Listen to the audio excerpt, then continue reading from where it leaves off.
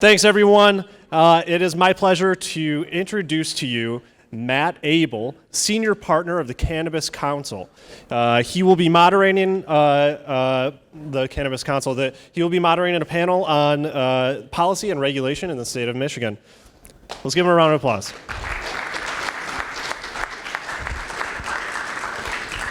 Thank you very much. It's great to be here at Benzinga. We appreciate the moving this industry forward by putting a lot of people on stage who have important business that's happening. So good afternoon. It's my pleasure to introduce this policy panel. First, Steve Hawkins. Steve, if you'd come forward. Steve is the executive director of the Marijuana Policy Project. MPP is the organization that put together the committee that wrote the legalization initiative, which I was lucky enough to be part of. Thank you very much, Steve. It's good to have you here. We're looking forward to hearing what else MPP has in store for us and how to continue to move things forward here in Michigan. Next is Sam Buchalter. Sam is a policy advisor in the executive office of Governor Whitmer. His areas of expertise in policy are tax and finance, among other things. He's also the point person for marijuana policy at the governor's office. And thank you for being here, Sam. Next we have Josh Hovey. Josh is the communications director for the Michigan Cannabis Industries Association. Josh also was the spokesperson for the committee to regulate marijuana like alcohol, so you may have seen or heard from him previously. Glad to have you here, Josh.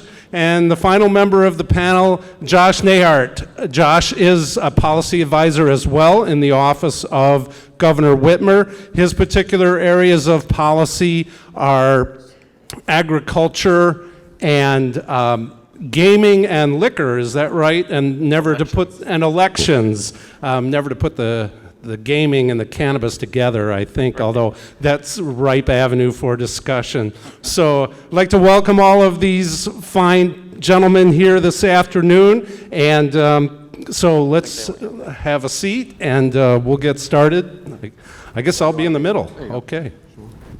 So Josh Neyhart, to start with you, sir. What's going on in the governor's office, and what can you tell us about how we're going to move policy forward in Michigan? Yeah, so with the agriculture, I work closely with the Department of Agriculture and Rural Development, and that's mostly on the industrial hemp side. And really exciting, today we announced that the rules for testing of industrial hemp are in place.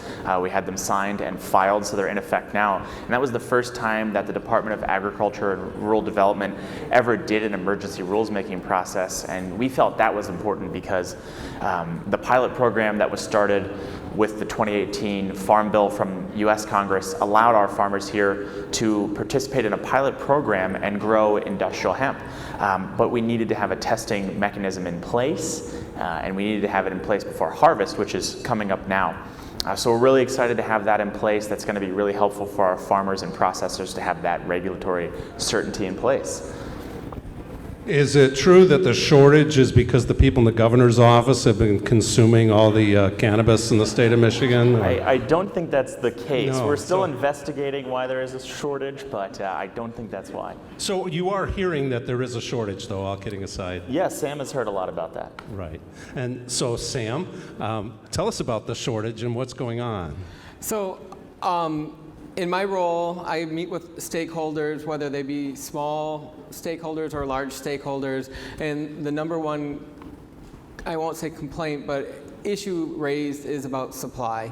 And we hear about it every day, and we're working with the department. What we're really trying to do is put in regulatory certainty. When we came in on January 1, there was not regulatory certainty in the licensing process, and we have worked, the governor has done a lot of work to reorganize what the Bureau of Marijuana Regulations to the Marijuana Regulatory Agency and streamline the structure, and we are working to make sure that the licenses that have been issued have value and that the product is coming through that license process. And it just means that we have to make sure that the rules that are in place are implemented, but also balancing it with the fact that, I hear from people all the time about there's not enough supply, the market isn't sort of working, and we're trying to balance. It's a sort of a chicken and an egg. You're not going to get some of the growing that is required if there isn't regulatory certainty that the market is going to be effective, and we're trying to balance that. So that's sort of where we're at, and I can tell you that we are accessible and take meetings and are always willing to be educated in the process, and if in our office, there's no monopoly on good ideas or bad ideas, and we're available to, listen and see what we can do to try and implement changes. Great, thanks, Sam. And Josh, let me turn to you with the Michigan Cannabis Industries Association. While we're talking about the shortages, I'm sure you have some ideas about how that might be addressed. Absolutely, and to Sam's credit, and to Governor Whitmer, they inherited this problem. The previous administration licensed far more retail facilities than there are growers and processors to supply them. Thus the shortage. It seems very basic supply and demand, but the problem started wrong from the very beginning, and now everyone's working together to try and come up with some solutions. We represent every license type. We have about a little under 200 members right now, and yes, the number one issue we hear, especially from our retailers, is that there's a significant supply shortage, especially when it comes to flower. And that's a major issue as we are transitioning into the adult use market. And there's a lot of questions still out there on how the state will allow medical marijuana businesses to transition their products into the recreational adult use space. But the first need is to address the supply shortage right now. And there have been previous proposals where the retailers would be able to buy from caregivers and the caregiver network and sell that product untested with an affidavit. We've had several meetings with the state regulatory body and have not made any success where we've proposed to them that allow the caregiver product to still be sold and require it to be tested, but if it's not tested, allow the caregiver to take that product back and give it to their patients. Because right now, if it fails a test, which the state has very, very, very stringent testing standards, the caregiver would have that product destroyed, and they're risking thousands of dollars that they don't know if they're going to get that product back or not. So we've proposed to let it either go back to the caregiver to supply to their patients or to go back to remediation, which would mean processing into extracts, oils, things like that, where a lot of the contaminants could be removed through the extraction process. So far, the state hasn't bitten on that, and we're still in the shortage situation that we're in. Josh, let me follow up on that and ask you, I was recently at a presentation where a person who was a lab tech and quite experienced at that was describing the different testing requirements in the different states, which makes it extremely difficult for multi-state operators to put out a product because there are different testing requirements everywhere.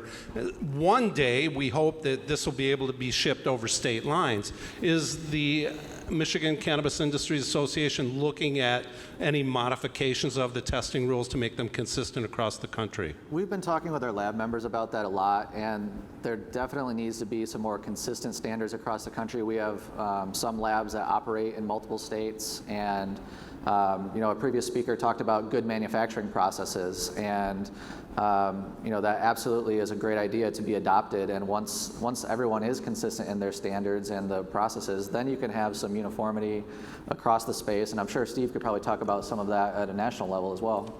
Yeah, this is really where I see MPP needing to go further. We're at that point now where we have 11 states that have legalized, and the old model of, I think, legalizing, moving on to the next state, we're realizing that the whole regulatory and rulemaking area is going to go through several iterations.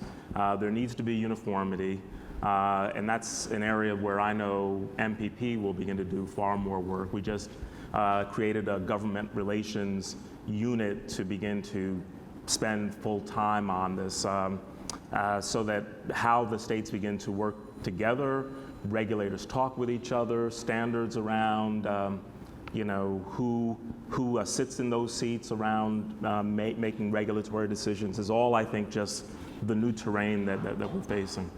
So MPP is pushing for a national regulatory standard then, Steve? MPP wants to push for that, but also play a far greater role in the states in terms of shaping the regulatory structure. I think that's just a natural outgrowth now, given the number of states that have come online. How does Michigan, learn from what's happened in other states?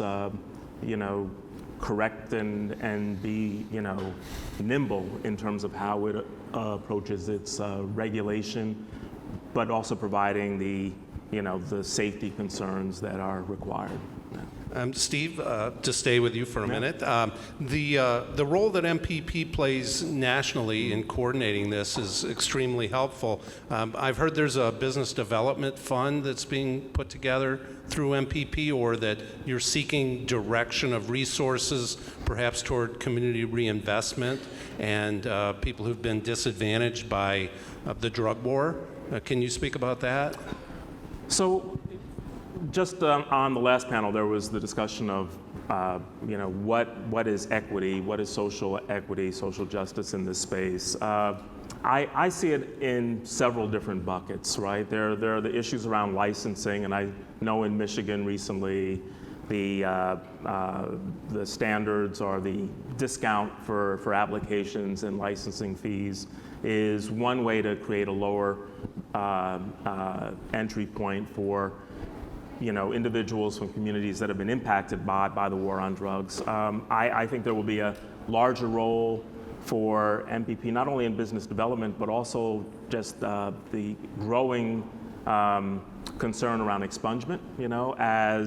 As cannabis has become legalized, it really begs the question for all the people, for the millions of people over these last 40 years who have had marijuana records, and that's going to be through, and we were just talking about this, expungement is highly complicated, and it will require a lot of work. And there's efforts, though, in the country that are growing, both from the standpoint of advocates, but also I'm seeing some efforts emerging in philanthropic circles in this space. So. Right. I know Michigan NORML has been pushing for expungement, and some of us have met with some people in the governor's office. And Sam, you're involved in that. Can you tell us what some of the problems are with the expungement legislation? As we're working on the process, it is not just as simple. The legislature there's a variety of bills out there. There seems to be some appetite to move bills, and when you get the bills and everybody reaches an agreement on that, there's still the task of implementing them, and everybody in this room has probably dealt with the fact that we have an industry that's sort of been grafted on existing structures, and it doesn't always fit. It isn't a nice little round peg in a round hole. There's problems, and just the logistics of an expungement and dealing with court records and where the court records are, and how you. It doesn't matter what you decide to do on expungement, it's just the actual process of, is it an automated process? Is it capable of being that way? Is it a clerk in every single court, and I don't even know how many courts, I think it's around 200 different district courts in the state, having to go in and check those records. The process, and that's what the governor has to do, because as the executive, you have to implement those laws. We're looking at that, and we're trying to figure out, there's clearly an appetite. You hear what's going on in the legislature to move something in this space, and we're still looking at the process, and you get this whole thing from day one when we came in and the governor was to create regulatory certainty and a level playing field, and to try and quash down any ideas that there's going to be chosen few who are going to be the winners or the losers. We are really focused on a level playing field, and let the marketplace sort of determine who is going to win or lose. And that's been our focus, and even in the expungement, we're trying to make sure that it's even-handed in how it's implemented. Boy, it'd be nice if the city of Detroit would just let free enterprise take its course and, let the winners and the losers sort themselves out. But we have a cap of 75 medical marijuana dispensaries here in Detroit when we had 300 a couple of years ago during the gray market time. So that's a local problem, not a state problem. Yeah, that's a local one. Just a side comment, I guess. Let's talk about micro business. A lot of people are contacting us that they're interested in these micro businesses, which are 150 plants growing, 150 plant cultivation center, where the legislation, the initiative had said that it could be grown and sold at the location. Now the emergency rules allow these micro businesses to sell at temporary events, which excited a lot of our clients because you can be in the middle of nowhere where nobody's going to drive to your micro business, but if you're allowed to sell it at these up to 7-day events, that's pretty big. So how soon might we see some of these micro businesses? We have pushed to get the rules out, just so you guys understand some of the process. It's an opt-out for the locals, and we need to get the local ordinances. And in order to get those, as we wanted to beat the deadline that was in the initiated law, but we wanted to do it right. So that meant we were pushing into June. We ended up, I think, at the end of June, beginning of July, getting the emergency rules out. And we're going to be trying to take the first applications. I think it's either September or November. I'm really bad with dates right now. November 1st is November what 1st. they've said. So we've been trying to get the framework, but we had to get that in place so that the locals, so otherwise a lot of the locals, MML and some of the other organizations, they're inherently cautious, and if they didn't have a chance to look at those rules, they were going to drag their feet a little bit on the process. And they have concerns, and I'm not trying to bash on anybody, I'm just trying to say that we needed to get this out in a timely manner. And hopefully we're going to have things in place that it will go fast once we start receiving applications. I don't know if that's a roundabout answer, but no, that's fair. And I have to say, I read some criticism of the Whitmer administration saying that they were dragging their feet, but they inherited a program that had been dragging its feet for a long time, and we really saw that when the new governor took over and abolished the board, and all of a sudden the applications were moving a lot faster. And in addition to Governor Whitmer's credit, the applications don't have to be available under the law until December 6th. So to put them out November 1st, which we hope will happen, is certainly attempting to expedite that, so we really appreciate that. Josh, the Michigan Cannabis Industries Association, how do they feel about micro businesses? Are there members who are looking at that, or is this just the big players? Well, I think Michigan should be really proud to have one of the most small business friendly initiatives in the country. We have had a caregiver model for the past 10, 11 years now, and that's established a lot of expertise in growing and operating a small business. And so the caregiver network is an ideal way for those caregivers, or the micro business license is an ideal way for those caregivers to find a way into the industry. And it's been said it's $1 billion plus industry in the state alone. There's plenty of room for everybody, and we think that this is a great program. I think one of the things that are challenging from a policy standpoint is that you have a lot of communities that don't yet have an ideal model for how to regulate these businesses, because there's the local ordinance and then there's the state level law, and every city is dealing with a different approach. Some are putting in a cap, like you mentioned. I think my personal opinion on that is that a cap is unnecessary when you can create your zoning law in such a way that you can create buffer zones and other setback requirements and things like that. that create a natural limit on the number of licenses available. But this is a unique license, the microgrower license, because it's not just a retail facility. You have a growing operation and a processing facility, which are typically more industrial zoned uses that are then combined with a retail outlet as well. So a lot of cities that we hear from are kind of grappling with how do they treat this license, and is it a license that's appropriate for a downtown retail space, or should it be more in an industrial park, or how do they deal with that? And I think that from my own opinion would be if you allow a brew pub to operate, this would be the akin license to a brew pub or a micro distillery, and you should let these types of facilities operate in those types of locations.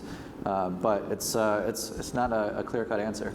I understand the spacing argument that you don't have to limit the number if you say they have to be 1,000 feet apart, but putting them 1,000 feet apart defeats the opportunity to have a core of businesses like the jewelry center, where there are 20 jewelry stores in there, and you can walk in, and if you're not happy with the product at one, you can walk right next door without moving your car. Oh, I agree. I sit on my local planning board, and I advocated for that very same thing. If you have a strip of bars all next to each other, why shouldn't you allow some cannabis businesses to congregate as well? So it will be interesting to see the different designs. Some communities are likely to allow them together, and others to require them to be separated by unnatural boundaries, Sure. if you will. Josh Neyhart, where do you think the industry is going here in Michigan, and how fast? So with industrial hemp, it seems like it's a very hot commodity. I use I think of CBD as like Facebook, right? When Facebook first came out, no one really knew what it did. There were a lot of promises, and it seemed like a fad. And then all of a sudden, my grandma was on it, and it wasn't a fad anymore. And CBD sort of seems to be moving in the same direction. And one thing with Facebook is, if you look at it, it might have had some unintended consequences that people didn't know how to regulate. And I think in our minds, we want to see CBD regulated the same way, where we care about people's public health and safety. But some estimates have said that in the country, CBD might be a $22 billion industry within just a couple years. So I think in this state, we have a great opportunity to capture that market and give our farmers who have been struggling a real opportunity to thrive. If you look around right now, our farmers faced an unprecedented wet spring, where they had a tough time getting crop in the ground, trade wars, commodity prices that have been falling for years, and industry consolidation. So to offer them a new crop, I don't know the last time a new crop came about, maybe the advent of corn. They have a great opportunity here to use what is incredibly fertile soil, an incredibly diverse agriculture state, to tap into a market that is exploding. What we have, unfortunately, though, is a lot of regulatory uncertainty with the use of CBD, what you can put it in. I mean, I read this week there's 4 different companies that are trying to use seltzer in CBD. I mean, it's in everything right now, but there's no certainty from the federal government about what regulations the FDA is going to impose. And we're also waiting on USDA to put out their rules for hemp growth. So right now we're working in what is unfortunately an uncertain framework while the industry is exploding. That makes it hard as regulators to try to rein that back in at a time when people are making great investment. And we don't want to have to step on the feet of what is potentially a great industry, but we need to continue to respect health and wellness of people in this state, especially in a product that's being touted for its medical use, and there's some really great research on it and some not. And unfortunately, as a policymaker, I can't go to the governor and say, well, my mom says it's great for her back, so it should be fine. So we're waiting on a little more science, a little more certainty, and our main thinking all the time is we respect the economic growth. It's a great opportunity for the state. This could be really big, but we need to be careful about health and public safety, always. Very good. So turning back to Steve Hawkins, on a national level, do you see legalization happening in our lifetimes? And I mean, I was at a conference a year ago where 2 congressmen, one Republican and one Democrat, both insisted that it would happen in this session of the legislature of the Congress. And that hasn't happened yet, and it's August. So what do you think the future holds? The future is going to be determined by everybody in this room. And what I mean by that is that If we want to see the USDA come out the right way on its regulations, or the FDA, which as they deal with CBD, that's going to give us a sense of how they'll deal with cannabis more broadly. We have to be in the game, you know? We cannot be on the sideline just letting it happen, right? 3 years ago, almost no large company in the cannabis space had anybody doing government affairs. Now there's a handful of larger MSOs that have, you know, a senior director, a VP of government relations. I probably have corralled most of them onto my policy council. But all of us have to be thinking about how we invest and have some resources going into our government affairs and our government relations work. We have to really step up our game in this space. If you do not hire your own staff, you have to be thinking about organizations like ours that can be a conduit to help push for, you know, uniform regulations and efficient markets. And on that note, I see New York, Connecticut, and New Jersey all being back in play in 2020. We just had a meeting 2 days ago in New York to really lay down the campaign there. I think a lot of lessons have been learned, and I think a decision will be made in Maryland too, whether it will move forward legislatively or go to a public referendum. And that's not even looking at, I think, Arizona and Montana, which I think will have referendums. Well, I just add, initially what Steve's talking about, donate to candidates who support legalization. If you don't know who that is, work with MPP, work with organizations like the Michigan Cannabis Industry Association. We started a PAC this year, and we will be very soon probably one of the largest PACs in the state, because we are committed to making change at both the local and state level with candidates that support progress, and that's how we're going to get change. Yep. The other thing is, I get a lot of people who ask me on dealing with a local municipality how they should we just wait and see if they opt in? And I say, hell no. You need to get in the game. If everyone waits, they won't have any idea that anybody cares about this subject. And if we're afraid to talk about it, that's not going to help. So we need to get out there. Those people, those elected officials need to know that there is support for stores in the communities. They need to know the results of the research, which shows that domestic violence is down, driving under the influence is down, and deaths from opiates are down, that property values go up. And so if we can put the truth out there and market that properly to these officials, they'll understand there's nothing to be afraid of and that it's time to move forward. Those communities which move forward more quickly are going to receive more economic benefit than those who don't. And so on that note, I'd like to thank everyone for being here. Josh and Sam and Steve, thank you all for your comments. And I'm sure the panel will be available this afternoon for any of you who want to ask questions. Thank you very much. Thank you.